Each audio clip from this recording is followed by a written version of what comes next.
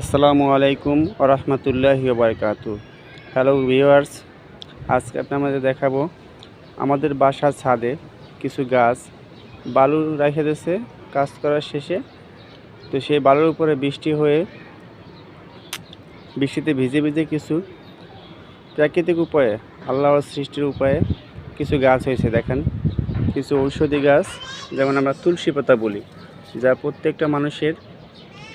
আমাদের প্রত্যেকটা মানুষেরই কম বেশি প্রয়োজন হয়। যেমন বাচ্চাদের সর্দি কাশি হলে এই পাতার রসগুলি, এই যে দেখেন, এই যে রসগুলি, পাতার রসগুলি চিবিয়ে চিবিয়ে খেলে, একটু মধু দিয়ে লবণ দিয়ে রস বের করে খাওয়ালে বাচ্চাদের কাশিগুলো ভালো হয়।